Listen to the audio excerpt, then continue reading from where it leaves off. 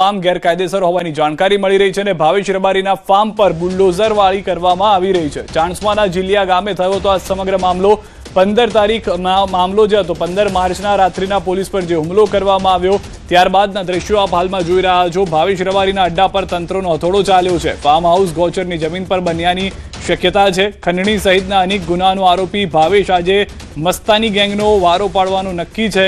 આ દ્રશ્યો પણ આપ જોઈ રહ્યા છો કે કઈ રીતે બુલડોઝર વાળી જે છે તે કરવામાં આવી રહી છે। ભાવેશ રબારીના ફાર્મ પર બુલડોઝર ચાલ્યું છે તેના દ્રશ્યો અમે આપને બતાવી રહ્યા છે। કેટલોક ભાગ ગેરકાયદેસર હતો જેને તોડી પાડવામાં આવ્યો છે। આ ઘટના જે ઘટી હતી એ સમયના દ્રશ્યો પણ બતાવી રહ્યા છે કે 15મી તારીખે રાતના પહેલા પોલીસ પર હુમલો કરવામાં આવે છે। પોલીસ જે રક્ષણમાં અહીંયા ઊભી હતી તેને ભાગવું પડે છે। પોલીસ ત્યાંથી ભાગતી નજરે પડી રહી છે। કેટલાક પોલીસ જવાનો જ્યારે ત્યાં રહી જાય છે તો તેના ઉપર પણ હુમલો કરવામાં આવી રહ્યો છે। સ્ટેટ ઓફ રામાધણી લખેલો આ ભવ્ય દરવાજો જે હતો કે જેનાથી શરૂ થઈ અને આખું આ ફાર્મ આવેલું છે તેમાં કેટલીક જગ્યાઓ ગેરકાયદેસર રીતે બચાવી પાડેલી હોવાની જાણકારી મળી હતી। પોલીસની ટીમ સ્થાનિક તંત્ર દ્વારા તેને હાથ ધરવામાં આવી હતી તપાસ અને ત્યારબાદ તોડવાની કામગીરી શરૂ કરવામાં આવી છે। દ્રશ્યો પણ આપ જોઈ રહ્યા છો। 2 જેસીબી મશીનની મદદ લેવામાં આવી રહી છે। જેસીબી મશીનની મદદથી જેટલો પણ ગેરકાયદેસર પાર્ટ છે તેટલો તોડવામાં આવી રહ્યો છે। ગેરકાયદેસર આખું જે ચણતર હતું તે બાંધકામને તોડી અને છૂટું કરી દેવામાં આવશે। કાયદાકીય પગલાંને લઈને પણ જે છે તે પરિસ્થિતિ જોવા મળી રહી છે। લાઈવ દ્રશ્યો એક્સક્લુઝિવ અમે અત્યારના આપને ન્યૂઝ 18 ગુજરાતી પર બતાવી રહ્યા છે। ગેરકાયદેસર ફાર્મ પર બુલડોઝર ચલાવી દેવામાં આવ્યું છે। ચાણસ્માના જીલિયા ગામે જે 15 માર્ચે ઘટના ઘટી હતી જેના 24 થી 48 કલાક બાદ એ અસામાજિક તત્વો ઉપર પણ પગલાં લેવામાં આવ્યા। સરા જાહેર તેઓને પાઠ ભણાવવામાં આવ્યો। પરંતુ ભાવેશ રબારી કે જ્યાં આગળ આ પોલીસ ઉપસ્થિત હતી ભાવેશ રબારી પણ ખુદ એક ગેંગનો વ્યક્તિ હોવાની જાણકારી છે અને ત્યારે તેની સામે આ પગલાં લેવામાં આવી રહ્યા છે। વધુ માહિતી ન્યૂઝ 18 સંવાદદાતા કેતન પાસેથી મેળવીશું। જી કેતન। ચોક્કસથી સિદ્ધાર્થ જણાવી દઉં કે પાટણના ચાણસ્માના જીલિયા ગામ ખાતે જે 15 તારીખે ઘટના બની હતી ત્યારબાદ જે પોલીસ હોય છે તે એક્શનમાં જોવા મળી રહી છે।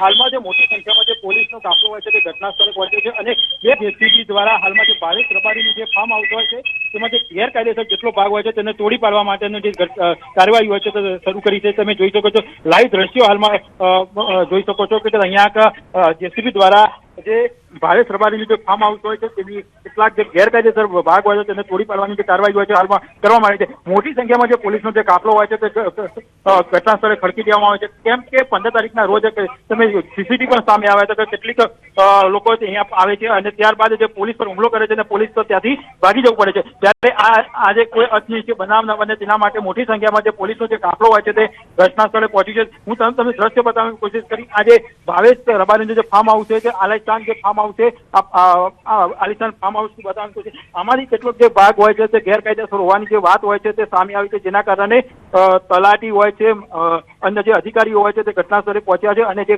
ડિમોલેશનની કામગીરી હોય છે તે હાલમાં કરવામાં આવી રહી છે। તમે જોઈ શકો અહીંયા એક મકાન પણ બનાવવામાં આવેલું છે તો અંદર જગ્યા ઉપર પણ અહીંયા જે મોટી સંખ્યા જે મોટી વિસ્તારમાં હોય છે ત્યાં ફાર્મ હાઉસ પથરાયેલું છે ત્યારે હાલમાં જે કેટલોક ભાગ હોય છે તે ગેરકાયદેસર હોવાની વાત આવતા હાલમાં જે તંત્ર હોય છે એક્શન લઈ રહ્યું છે અને કાયદામાં રહેશો તો જ ફાયદામાં રહેશો જે વાત હોય છે તે સરકાર દ્વારા કરવામાં આવી હતી તે હાલ સાબિત કરતું હોય તંત્ર તેવું હાલ દેખાઈ રહ્યું છે। જી કેતન, હાલમાં જાણકારી એ પણ છે કે મસ્તાની ગેંગનો આ મેમ્બર ભાવેશ કે પહેલા વ્યાજખોરી પણ કરી ચૂક્યો છે તેવા પણ કેસ છે તેના ઉપર આ બધું ધ્યાનમાં રાખીને એક્શન લેવામાં આવી રહી છે। ચોક્કસથી હાલમાં જે તંત્ર હોય છે તેના દ્વારા એક્શન લેવામાં આવી રહ્યું છે। કોઈ પણ ગુજરાતમાં ગેંગ વોર નહીં ચાલે। આ જે વાત હોય છે તેને સાબિત કરવા માટે પોલીસ દ્વારા હાલમાં તમામ જે એક્શન હોય છે એક્શન લેવામાં આવે છે। ઈજીવીસીની જે ટીમ હોય છે તે પણ ઘટના સ્થળે પહોંચી ચૂકી છે તે પણ આગળ જે કાર્યવાહી હોય છે તે કાર્યવાહી કરી શકે છે। હું ફરી વખત દ્રશ્યો બતાવવાની કોશિશ કરી। આ જે ભાવેશ રબારીનું જે ફાર્મ હાઉસ છે તમે જોઈ શકો છો અહીંયા કેટલાક ખાટલા મૂક્યા છે એક મકાન જેવું બનાવવામાં આવ્યું છે બાજુમાં મંદિર પણ દેખાય છે અહીંયા કોઈ બેન પણ છે તે પણ જોડાય છે।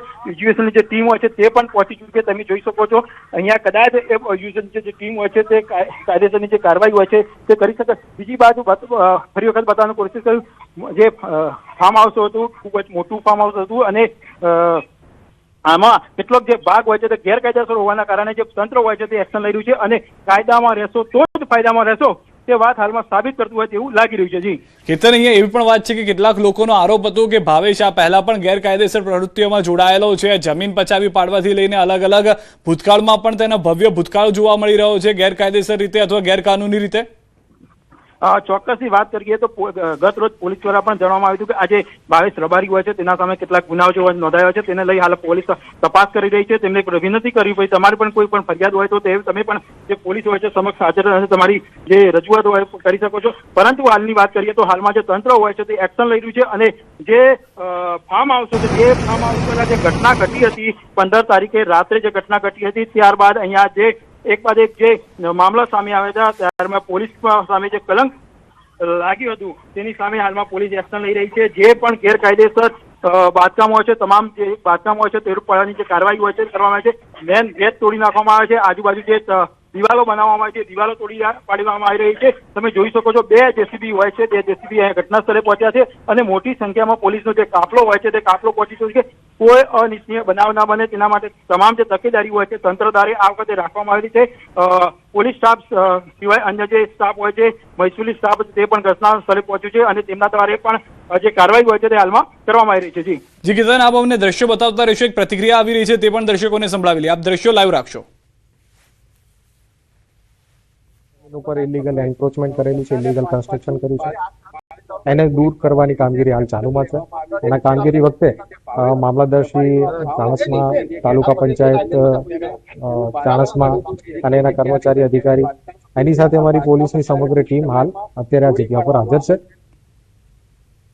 તો પોલીસની પણ પ્રતિક્રિયાઓ આવી રહી છે. જે રીતની પ્રક્રિયા હાથ ધરવામાં આવી રહી છે, ખાંખીનો આ ખોખારો છે કે ગુજરાતમાં નહીં ચાલે ગેંગ વોર, જે જાણકારી મળી હતી જે રીતે ન્યૂઝ રીન સમારતા કેતન જણાવી રહ્યા હતા. દ્રશ્યો કેતન હાલમાં લાઈવ બતાવી રહ્યા છે કે જેસીબી મશીન જે છે તે કામે લાગ્યા છે. સૌથી પહેલા તો સ્ટેટ ઓફ રામાધણી લખેલો એક મોટો દરવાજો જે તોડી પાડવામાં આવ્યો, તેને જમીનદોસ્ત કરી દેવામાં આવ્યો. ત્યારબાદ કેટલીક બાઉન્ડ્રી વોલ્સ જે ગેરકાયદેસર રીતે બાંધવામાં આવી છે, જમીન પચાવી પાડવાનો પ્રયાસ કરવા માટે આ બાઉન્ડ્રી વોલ સામાન્ય ભાષામાં બનાવવામાં આવતી હોય છે અને બાઉન્ડ્રી વોલ જે છે તે તોડવામાં આવી રહી છે. હજી પણ જે ફાર્મ છે તેની અંદર ઘૂસ્યા બાદ ખ્યાલ આવશે કે કેટલી અંદર પણ વસ્તુ એવી છે કે જે ખોટી રીતે બનાવવામાં આવી રહી છે. અને ભાવેશ રબારી સામે આ પહેલા ગુજસી ટોકનો પણ ગુનો દાખલ થઈ ચૂક્યો છે. વ્યાજખોરી અને જમીન હડપવાના પણ ગુના તેના નામે છે.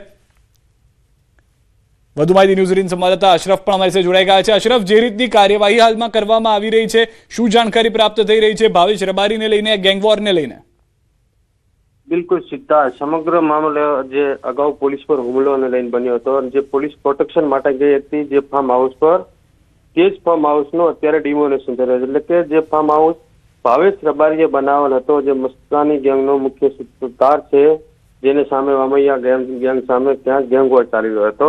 એટલે અત્યારે જે ડિમોલેશન કરવામાં આવેલું છે તે ભાવેશ રબારીના ફાર્મ હાઉસનું જે પણ ગેરકાયદેસર બાંધકામ કરવામાં આવ્યું હતું તે તમામ બાંધકામ હાલ જિલ્લા પોલીસ વડાની હાજરીમાં તેમજ વહીવટી તંત્રની ઉપસ્થિતિમાં જે મુખ્ય ગેટ છે, જે સ્ટેટ ઓફ રામાધણી લખાય છે, તે ગેટને હાલ તંત્ર દ્વારા ધરાશાયી કરી દેવામાં આવ્યો છે.